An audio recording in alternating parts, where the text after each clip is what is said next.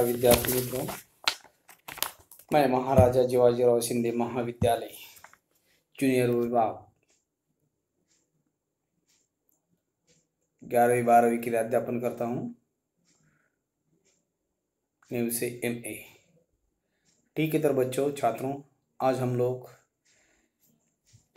अपना जो पाठ्यक्रम है वो देख रहे थे। कौन सा? पाप के 4 हथियार। पाप के 4 हथियार देख रहे थे।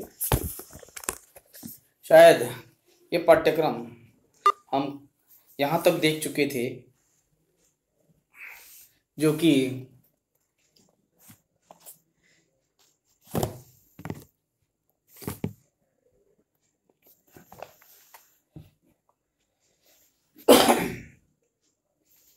देख लीजिए। इस पाठ्यक्रम में पाप के 4 हथियार कन्हैयालाल मिश्र प्रभाकर की ये रचना है, और इसके प्रति एक जॉर्ज बर्नार्ड शॉ का एक पैराग्राफ मैंने पढ़ा, और यह उनके अपने ही संबंध में था। मैं खुली सड़क पर कोड़े खाने से इसलिए बच जाता हूँ कि लोग मेरी बातों को दिल्लगी समझकर उड़ा देते हैं। यहाँ से शुरू हुआ था एक कि दिल्लगी छुड़ाकर, दिल्लगी यानी कि ऐसे मजाक। तो देखिए, यहाँ तक जहाँ तक हम आए थे वहाँ से आगे हम तो जाना उचित मानते हैं, परंतु इससे पहले हमने कौन सी बात समझ ली थी कि लेखक का कहना है कि मेरी बात लोग अपनी ओर से मजाक नहीं लेते, तो मैं रास्ते पर कोड़े खाने जैसी हुआ करती थी। और यह बात उन्होंने बता दी है कि संसार में पाप है, जीवन में दोष है, व्यवस्था में अन्याय है, व्यवहार में अत्याचार है।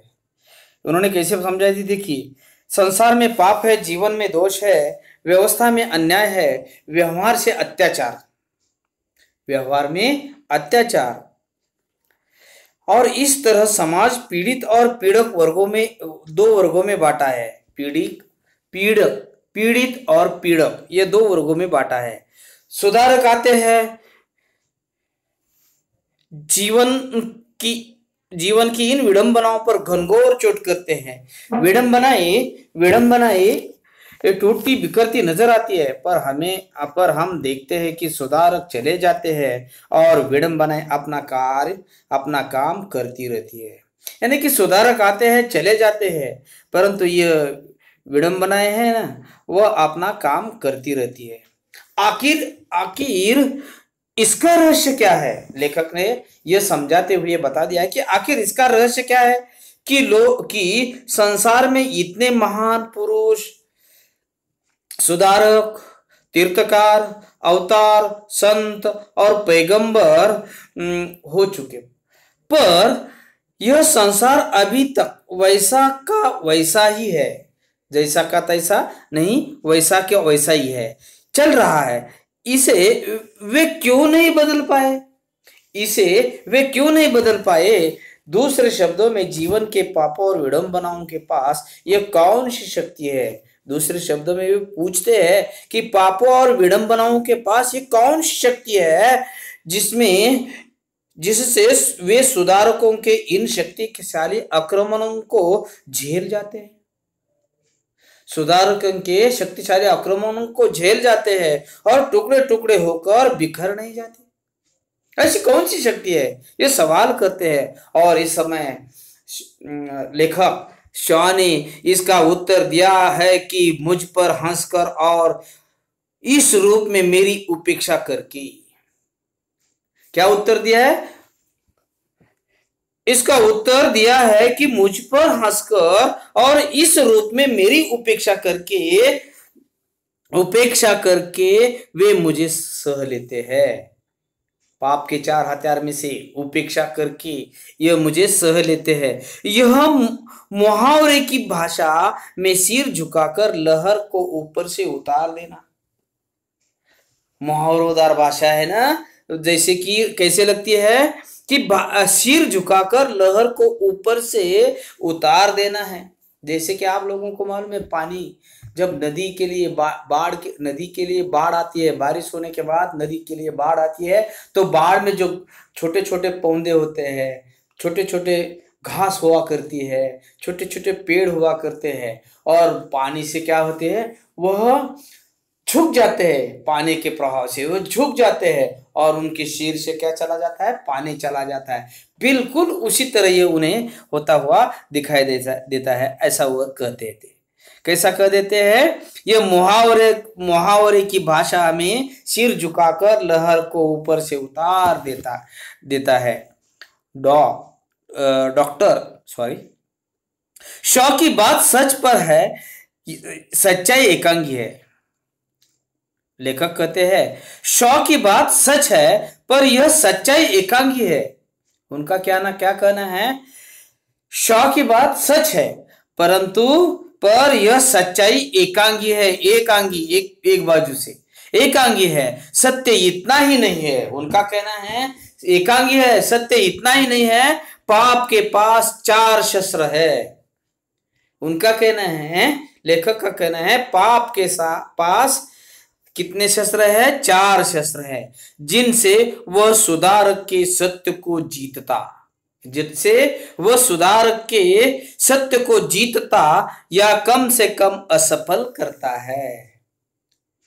4 शस्त्र है, और ये 4 शस्त्र कौन से है, आप लोग ध्यान से सुनिए, आगे चलकर मालूम होगा आपको। पहला हथियार मालूम हुआ है उपेक्षा, दूसरा है निंदा, और तीसरा है हत्या, और चौथा है श्रद्धा। ये 4 हथियारों के बारे में हम समझने वाले हैं, देखने वाले हैं। तो देखिए उन्होंने बता दिया है कि एक शौ की बात सच है पर सच्चाई एकांगी है, सत्य इतना ही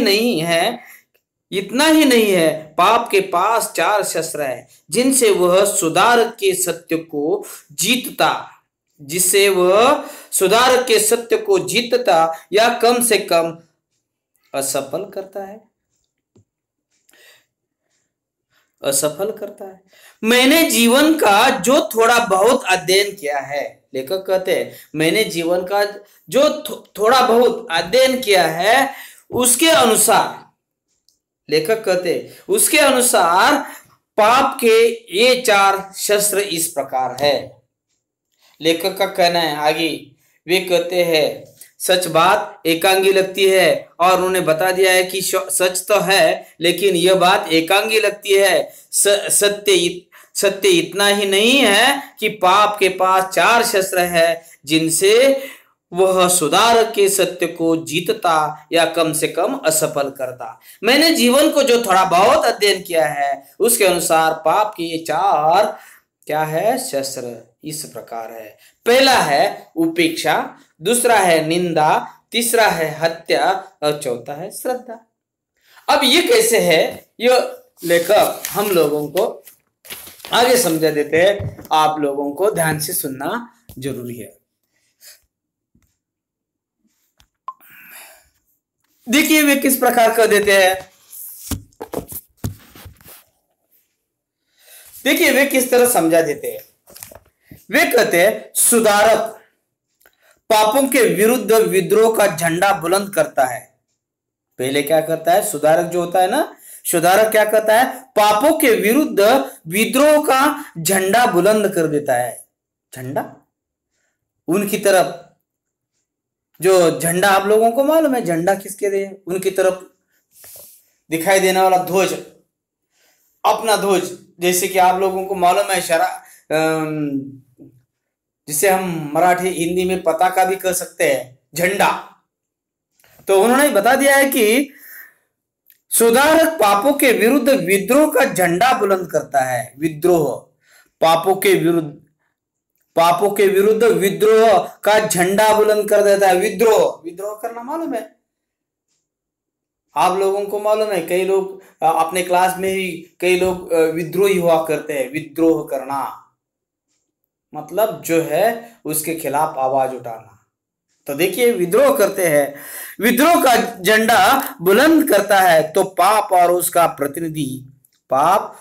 प्रतिनिधि पापी कौन है, पापी समाज उसकी उपेक्षा करता है।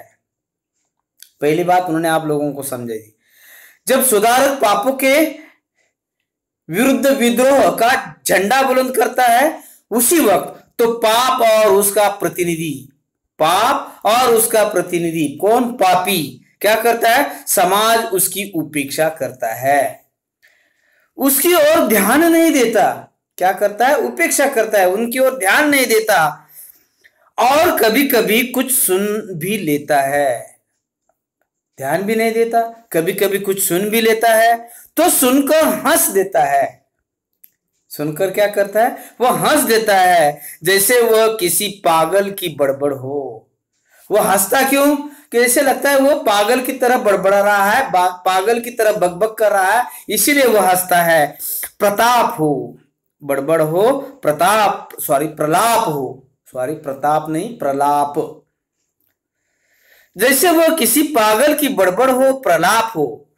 इन क्षणों में पाप का नारा होता है, और उस समय पाप का नारा क्या होता है, अरे छोड़ो इसे और अपना काम करो। जो पागल है ना, पागल को हम अनदेखा करते हैं। जैसे कि हंसकर उन्होंने बता दिया है, क्या कहा है, पाप और उसका प्रतिनिधि पापी समाज उसी के प्रति उपेक्षा करता है, और उसकी ओर ध्यान नहीं देता, और कभी कभी ध्यान कुछ सुन भी लेता है, तो सुनकर हंस देता है। कहने का मतलब है, जैसे वह किसी पागल की बड़बड़ाहट हो, प्रलाप हो, इन क्षणों में पाप का नारा होता है, यानी कि अनदेखा कर देता है, अनसुना करते हैं, यानी कि पागल समझकर उन्हें छोड़ देने की बात कह देता है। अरे छोड़ो इसे और अपना काम करो। क्या कहता है यह, अरे छोड़ो इसे और अपना काम करो।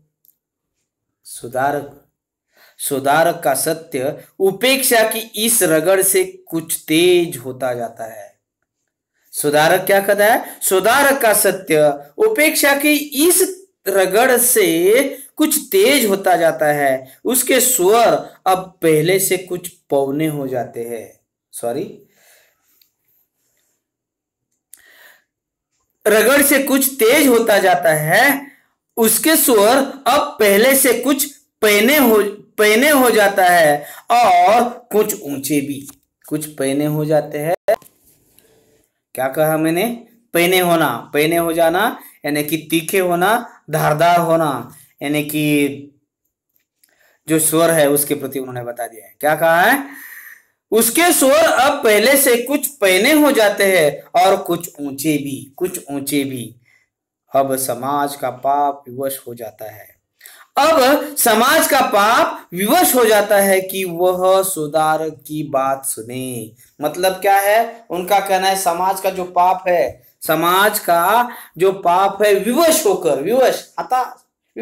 हताश होना, यानी कि आखिरकार वो स्वीकार लेता है, विवश हो जाता है, यानी कि परेशान होने के बावजूद, तरस खाने के बावजूद वो विवश हो जाता है। और उन्होंने बता दिया है, विवश हो जाने के बाद वह कह देता है, आगे कहते हैं कि वह सुधारक की बात सुने। वह सुनता है और उस पर निंदा की बौछारें फेंकने लगता है। वो क्या करता है, वो सुनता है और उस पर निंदा की बौछारें फेंकने लगता है। सुधारक सत्य और समाज के पाप के बीच, सुधारक क्या करता है, सत्य और पाप के बीच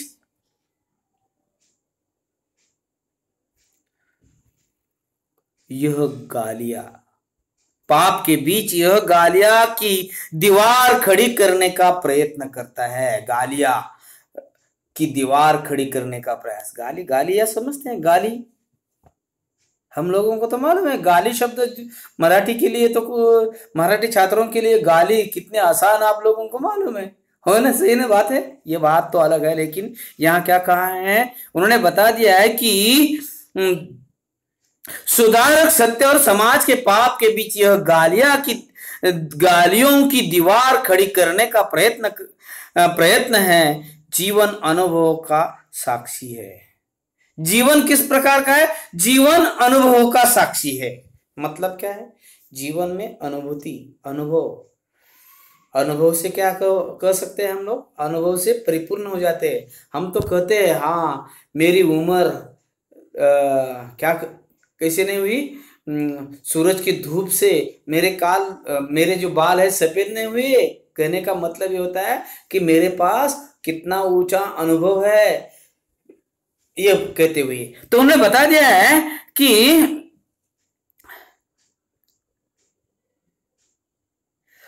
जीवन अनुभव का साक्षी है कि सुधारक के जो जितना समीप है, जो जितना समीप है वह उसका उतना ही बड़ा निंदक होता है। देखिए लेखक का कहना है जो जो जितना समीप है, समीप करीब जवळ पास, क्या कहते हैं समानार्थी शब्द, पर्यायवाची शब्द। तो उन्होंने बता दिया है कि सुधारक जो जितना समीप है वह उसका उतना ही बड़ा निंदक होता है। यही कारण है कि सुधारकों को प्रायः क्षेत्र बदलने पड़े हैं। यही तो कारण है, सुधारकों को वस्तुतः प्रायः क्षेत्र बदलने पड़े हैं। और इस तरह वो आगे परिच्छेद में कौन सी बात हम लोगों के सम्मुख रखते हैं, देख लीजिए। इन क्षणों में पाप का नारा होता है, इन क्षणों में पाप का नारा होता है, अजी बेवकूफ है, अजी बेवकूफ है, लोगों को बेवकूफ बनाना चाहता है। अजी बेवकूफ है, लोगों को बेवकूफ बनाना चाहता है। इससे पहले हमने ये देखा था कि देखा था कि सुधारक पापों के विरुद्ध विद्रोह का झंडा बुलंद करता है तो पाप और उसका प्रतिनिधि पापी समाज उसकी उपेक्षा करता है। मतलब उसकी उपेक्षा करता है, उसकी ओर ध्यान नहीं देता, और कभी कभी कुछ सुन भी लेता है तो सुनकर हंस देता है, जैसे वह किसी पागल की बड़बड़ाहट हो, प्रलाप हो। प्रलाप का अर्थ आपने सुना, इससे पहले सुना ना? नहीं। तो प्रलाप का अर्थ होता है निरर्थक बात, बकवास। तो उन्होंने बता दिया है, क्या बता दिया है कि इससे पहले कभी कभी कुछ सुन भी लेता है तो सुनकर हंस देता है, जो वह किसी पागल की बड़बड़ाहट हो, प्रलाप हो। इन क्षणों में पाप का नारा होता है, इन क्षणों में पाप का नारा होता है, अरे छोड़ो इसे और अपना काम करो, इसे छोड़ो और अपना काम करो। इस प्रकार का पहला ये नारा होता है। अब दूसरे नारे की बात उन्होंने बता दी है कि कब उन्होंने बता दिया है कि सुधारक सत्य और समाज के पाप के बीच यह गालियां की दीवार खड़ी करने का प्रयत्न करता है। जीवन अनुभव का साक्षी है कि सुधारक के जो जितना समीप है, सुधारक के जो जितना समीप है वह उसका उतना ही बड़ा निंदक है, यही कारण है कि सुधारकों को प्रायः क्षेत्र बदलने पड़े हैं। इन क्षणों में पाप का नारा होता है, और इन क्षणों में इस समय पाप का नारा होता है, अजी बेवकूफ है, लोगों को बेवकूफ बनाना चाहता है। इस तरह अब ये होने के बाद परिच्छेद में कई और बातें लेखक ने आप लोगों को समझा दी है। तो देखिए और क्या कहता है, सुधारक का सत्य निंदा की इस रगड़ से। आगे लेखक या साहित्यिक कन्हैयालाल मिश्र प्रभाकर लिखते हैं, क्या लिखते हैं, सुधारक का सत्य निंदा की इस रगड़ से और भी प्रखर हो जाता है। सुधारक का सत्य निंदा की इस रगड़ से और भी प्रखर हो जाता है। अब उसकी धार चोट ही नहीं करती, काटती भी है। सिर्फ चोट नहीं करती, काटती भी है। अब उसकी धार चोट ही नहीं करती, काटती भी है। पाप के लिए ये चोट धीरे धीरे असह्य होती है। पाप के लिए धीरे धीरे यह चोट असह्य उठती है और वह बौखला उठता है। और वह क्या उठता है? वह बौखला उठता है। अब लेखक आगे लिखते हैं, अब वह अपने सबसे तेज शस्त्र के हाथ में लेता है। अब वह क्या करता है? सबसे तेज शस्त्र शस्त्र अपने हाथ में लेता है। यह शस्त्र है हत्या। और यह शस्त्र है क्या? सबसे तेज शस्त्र। और यह शस्त्र है हत्या। पहला कौन सा शस्त्र देखा हमने? उपेक्षा। दूसरा कौन सा देखा हमने? दूसरा लेखक ने आप लोगों को बता दिया है निंदा। और तीसरा हत्या। यहां तक कल देखेंगे हम लोग।